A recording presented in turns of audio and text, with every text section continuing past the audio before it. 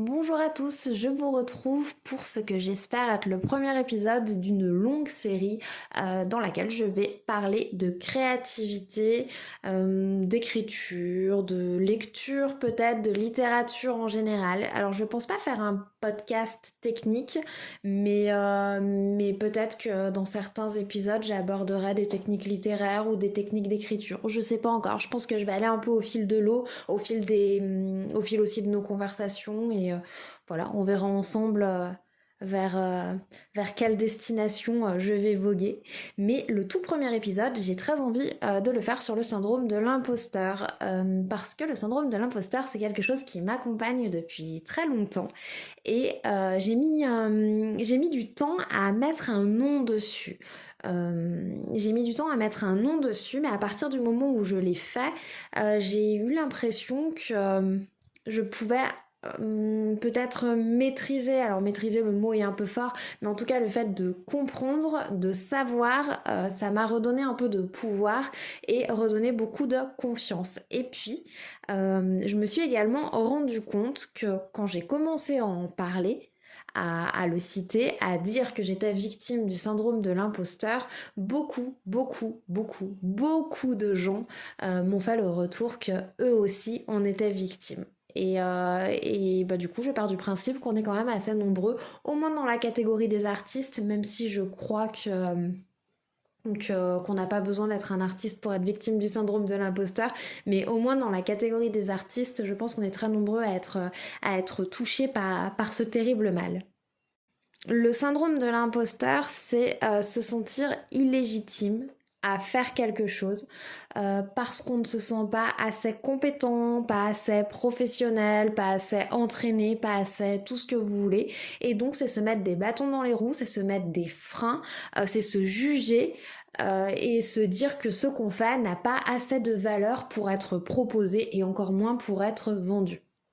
Et d'ailleurs, dans une carrière d'artiste, c'est vraiment une nouvelle marche, c'est vraiment une barrière à passer de vendre en fait son travail, de vendre un tableau, de vendre un livre, de vendre n'importe quelle création parce que quand on est victime du syndrome de l'imposteur, c'est vraiment l'étape au-dessus d'avoir présenté au grand public. Déjà, est-on légitime pour présenter au grand public ce qu'on a fait, mais alors demander de l'argent en échange, voilà, c'est vraiment une étape, c'est un peu, peut-être pas l'étape ultime, mais pas loin. Quand on est victime du syndrome de l'imposteur, on a toujours l'impression que quand on échoue, c'est vraiment juste à cause de nous, qu'on a été très mauvais, qu'on n'a aucune circonstance atténuante. De toute façon, c'est de notre faute, on ne pouvait pas réussir. En revanche, quand on réussit, on ne s'attribue pas le mérite de cette réussite. On se dit que c'est grâce aux autres, on se dit que c'est un coup de chance, on imagine en fait tout ce qui gravite autour et on se dit que c'est ça qui a porté la réussite, mais que nous, alors vraiment, on s'est juste trouvé au bon endroit au bon moment et on n'attend qu'une chose quand on est victime du syndrome de l'imposteur, et ben c'est que les gens autour nous démasquent et se rendent compte qu'en fait on est juste un imposteur, qu'on n'a rien fait pour qu'on ne mérite pas en fait les éloges qu'on reçoit. Pour illustrer un peu mon propos, je vais vous raconter un moment de ma vie où le syndrome de l'imposteur a été particulièrement puissant. C'est lors de la publication d'Encrier. Il faut savoir que publier un livre, ça me tenait à cœur parce que c'était un peu mon rêve de petite fille, hein, de devenir écrivain. Et c'est un rêve que j'avais mis sous le tapis parce que la vie, parce que c'est pas un vrai métier, parce que tout ce que vous voulez. Et quand je me suis lancée dans la publication d'Encrier, enfin dans une recherche d'éditeur, je m'étais dit, c'était en 2019, c'était en janvier 2019, je m'étais dit, bon, je vais mettre toutes les chances de mon côté et soit ce livre trouve un éditeur dans les mois qui viennent et génial, soit je l'auto-édite, mais je l'ai écrit, je l'ai corrigé, j'ai beaucoup travaillé dessus, je veux le faire lire, je vais tenter, on sait jamais, qui ne tente rien à rien, donc je vais faire quelque chose. Et en fait, avec Morgane, donc mon éditrice aux éditions des Lacs, ça a matché tout de suite. C'est-à-dire que je lui ai envoyé... Alors, il faut savoir quand même que Morgane, elle a lancé sa maison d'édition au moment où moi, j'ai cherché un éditeur. Donc, il y a eu un vrai coup de chance, là, indéniable. Tous les éditeurs ne rappellent pas dans la journée de la réception d'un manuscrit. Je pense même que c'est très exceptionnel comme manière de fonctionner. Pour le coup, oui, j'ai eu de la chance. On est tombé en fait au bon moment, les étoiles se sont vraiment alignées. Mais en fait, ce qui s'est passé, c'est que j'ai envoyé mon manuscrit et dans la journée, Morgane m'a contactée pour me dire qu'elle l'avait déjà feuilleté, qu'elle avait beaucoup aimé, qu'elle était quasiment sûre qu'elle allait le terminer et qu'elle allait vouloir bosser sur ça, qu'elle allait vouloir travailler avec moi, qu'elle allait voir qu'on s'associe. Et moi, suite à ce premier coup de fil, mais alors, je suis restée de marbre, je n'y ai pas cru une minute. Je me disais, ok, elle a lu les bons passages, elle a lu les bonnes phrases, je dois avoir quelques tournures pas mal, mais quand elle va prendre le livre dans sa globalité, elle va se rendre compte que c'est une imposture, que vraiment, voilà, qu'elle a pas envie de travailler, de mettre de l'argent, d'injecter de l'argent dans ce projet. Et en fait, écoutez, ça allait comme ça, de coup de fil en coup de fil. Elle m'a rappelé un peu plus tard, enfin quelques jours plus tard, pour me dire j'ai terminé, je l'ai lu en entier, c'est sûr que je le veux, on va travailler ensemble si tu le veux bien, etc. Là, on attendait le retour du comité de lecture pour avoir quelques pistes d'amélioration, voilà, pour la partie un peu éditoriale. Et moi, je me disais, bon, je ne sais pas ce qui s'est passé pour que Morgane ne voit pas à quel point je suis mauvaise, mais le comité de lecture va s'en charger et la faire changer d'avis.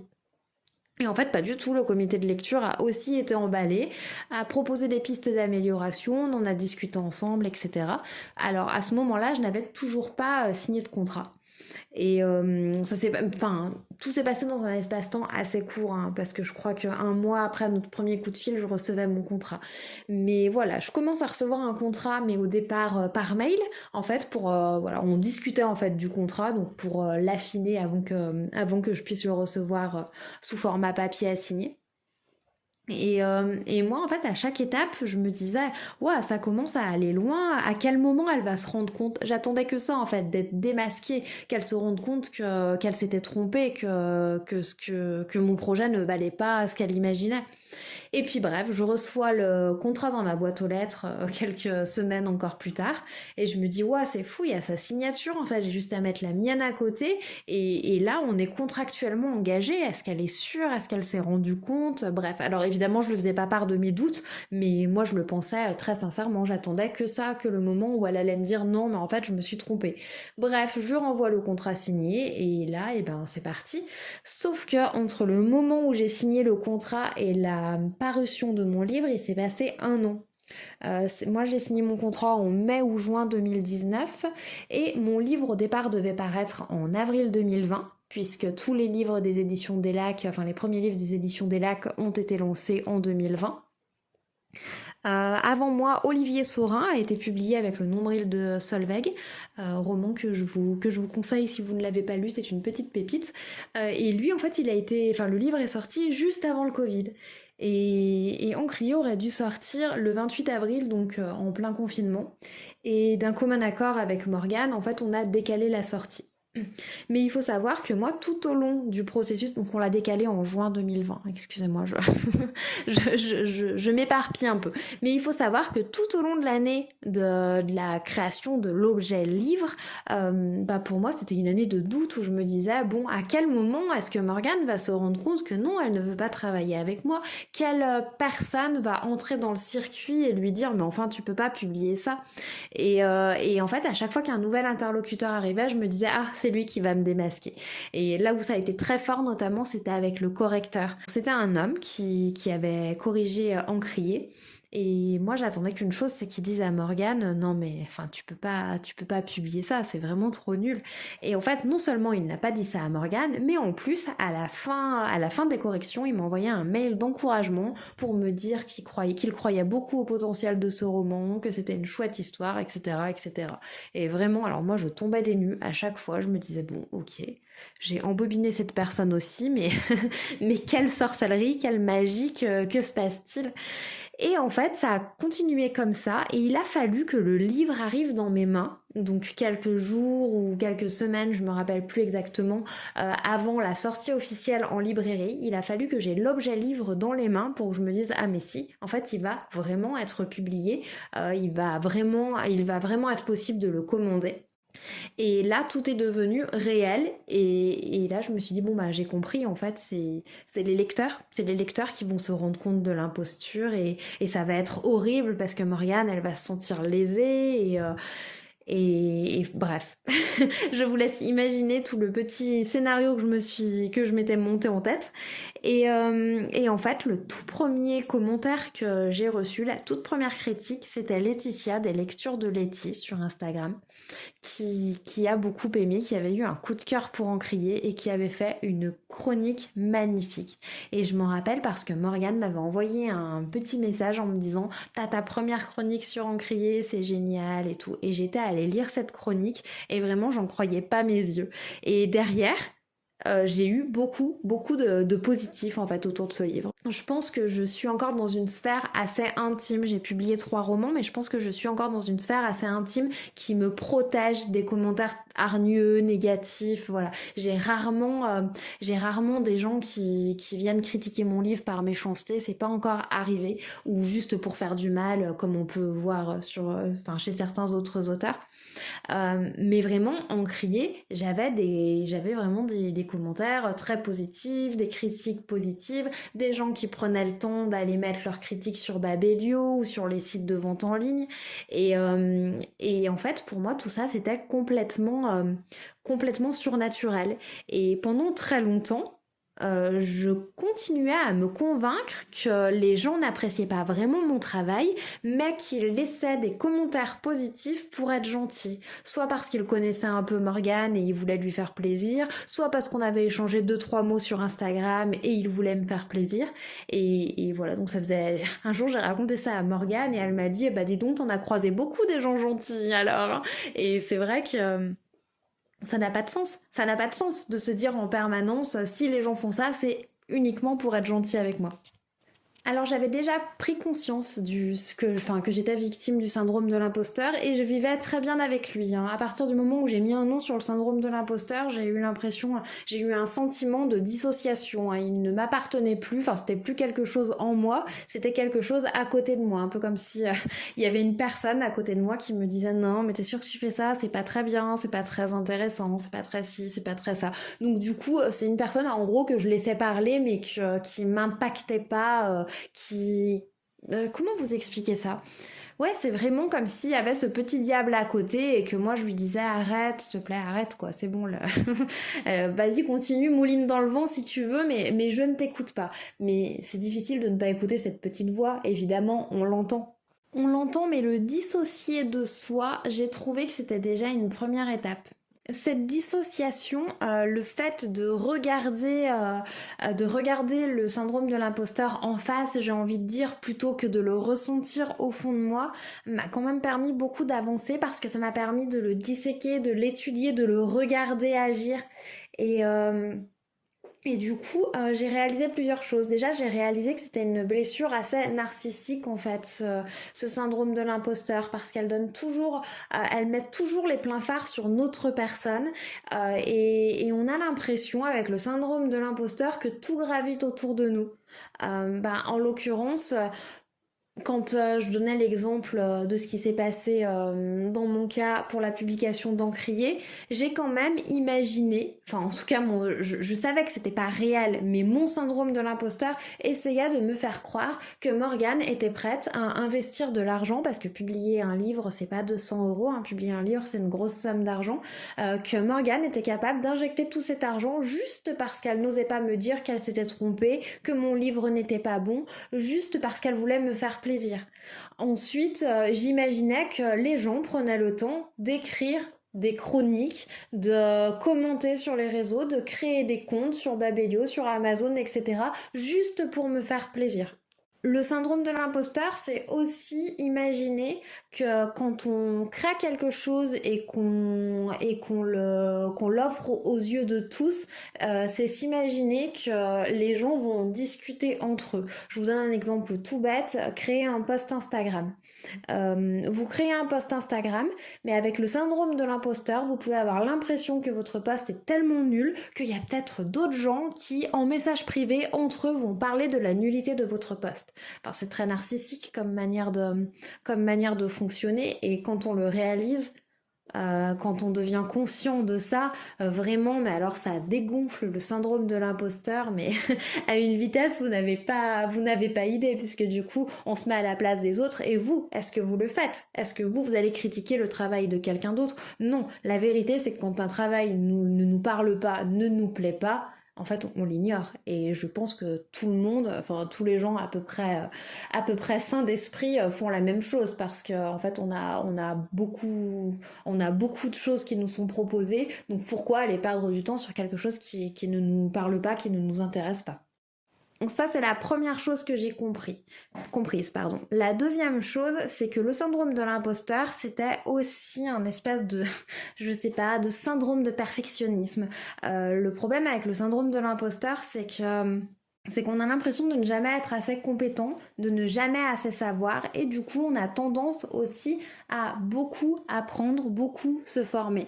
Moi je fais partie des gens qui apprennent de nouvelles choses tout le temps. Je suis tout le temps en train de me former à de nouvelles techniques, mais vraiment des choses qui n'ont rien à voir les unes avec les autres. Une année j'ai décidé que j'avais envie d'apprendre à tricoter, et j'ai passé énormément de temps à apprendre les différents points, à utiliser les aiguilles, etc. Voilà, alors ça fait partie des passions pour le coup qui m'ont traversée, hein, qui m'ont suivi pendant quelques semaines ou quelques mois, et qui finalement n'ont pas su m'accrocher pour pour le reste de ma vie.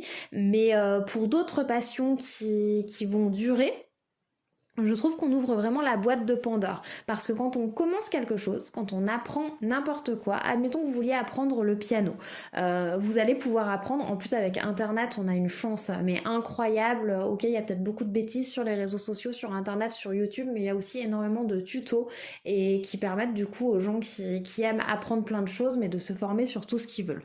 Donc admettons, vous voulez apprendre le piano, je sais pas, vous vous commandez un petit synthétiseur, voilà, un petit clavier, peu importe, et vous commencez comme ça. Et au tout début, quand vous allez commencer à apprendre les premières notes, vous allez vous dire waouh, parce qu'en fait au début on progresse très vite. Quand on part de zéro, très rapidement on commence à maîtriser quelques petites choses qui nous font penser que waouh, c'est peut-être pas si difficile, et en fait moi aussi je vais pouvoir en faire un métier, ou en tout cas une passion vraiment très forte, et etc., etc.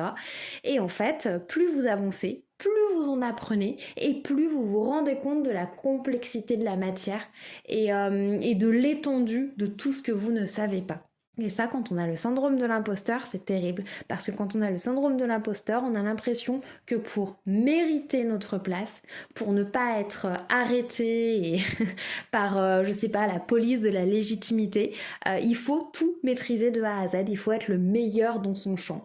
Et du coup, là où je voulais en venir, c'est que cette vision des choses, quand on met le doigt dessus, hein, quand on n'en est plus victime, quand on ne la subit plus, on peut aussi l'utiliser, pour progresser.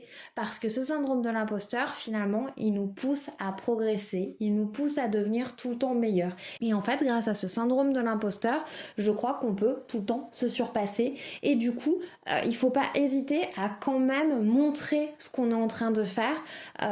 Et puis ça nous permettra du coup de la fois d'après de faire encore mieux, et de faire encore mieux, et de faire encore mieux. Et enfin, et je vais terminer là-dessus parce que ça fait un long moment que je parle, j'ai une petite... alors peut-être pas une solution, mais en tout cas une petite astuce pour discipliner son syndrome de l'imposteur, et se forcer à je sais pas, à le guérir peut-être, ou en tout cas à mieux l'appréhender. J'ai remarqué aussi avec le syndrome de l'imposteur qu'on avait du mal à accepter les compliments. Parce que quand on nous complimente, je sais pas, je peux prendre l'exemple d'un de mes livres, avec Encrier, quand je recevais des critiques positives, j'avais du mal à les accepter. Je disais un merci de façade, mais en fait, qu'est-ce que j'avais envie de faire? J'avais envie de renvoyer le compliment. Si c'était un écrivain qui me disait, qui me félicitait pour le travail que j'ai fait sur Encrier, j'avais envie de lui dire ah mais toi aussi tes livres sont géniaux, etc. Parce qu'il est très difficile d'accepter un compliment et parce qu'on n'y croit pas en fait quand on est victime du syndrome de l'imposteur, ou alors on a l'impression que la personne se trompe en nous faisant le compliment et qu'un jour elle va s'en rendre compte. Et je pense que l'exercice c'est d'accepter ce cadeau du merci, parce que c'est un cadeau, le merci. Et avec le syndrome de l'imposteur, on a du mal à accepter les cadeaux. Et quand on a du mal à accepter les cadeaux, peut-être qu'on a aussi du mal à en donner. Je ne sais pas si vous voyez un peu la dynamique. Quand on ne sait pas recevoir, on ne sait pas donner. Quand on ne sait pas donner, on ne sait pas recevoir. En tout cas, l'équilibre n'est pas très juste. Et je pense que commencer à accepter, à dire merci, merci pour ta vision des choses, merci pour ton message encourageant, c'est d'abord reconnaître la personne, parce que pourquoi, enfin la personne n'est pas stupide en face de vous, elle est bien capable de savoir ce qui lui plaît ou ce qui ne lui plaît pas. Donc si elle décide que votre travail lui plaît, eh bien c'est une vérité, c'est sa vérité. Donc accepter sa vision des choses, accepter ses encouragements, accepter un peu l'amour aussi qu'elle vous envoie, le courage et les bonnes ondes. Et ça permet, je pense, également de donner dans une autre optique. Parce que toujours faire des cadeaux, parce que finalement c'est faire un cadeau que d'offrir son travail, que d'offrir ses livres, que d'offrir ses créations. Faire un cadeau dans l'optique que de toute façon ça ne va pas plaire, c'est un peu horrible. Vous voyez, c'est un peu comme quand on achète un cadeau de Noël à la dernière minute à quelqu'un qu'on connaît pas trop, et on achète un peu un truc au hasard, histoire d'avoir quelque chose à apporter, mais c'est pas ciblé, et voilà, c'est pas un vrai cadeau, vous voyez, c'est pas offert avec amour. Donc apprendre à recevoir, c'est aussi se permettre de donner encore mieux. Donc voilà, ça c'est mon conseil, vraiment essayer de recevoir, d'accepter les cadeaux, d'accepter les merci, d'accepter les critiques positives, et de les accepter avec le cœur pour pouvoir ensuite, par la suite, transformer ça et offrir encore mieux, encore plus beau. J'espère que ce premier épisode vous a plu. Déjà, je vous remercie si vous êtes toujours là. Écoutez, n'hésitez pas à me dire en commentaire ce que vous avez pensé de mon petit bavardage, et n'hésitez pas non plus à partager votre propre expérience avec le syndrome de l'imposteur. Si vous avez une anecdote dont vous êtes aujourd'hui capable de rire, ou au moins sur laquelle vous êtes capable de prendre un peu de recul, ça m'intéresse. Et d'ici là, écoutez, je vous embrasse, je vous dis à très bientôt et prenez soin de vous.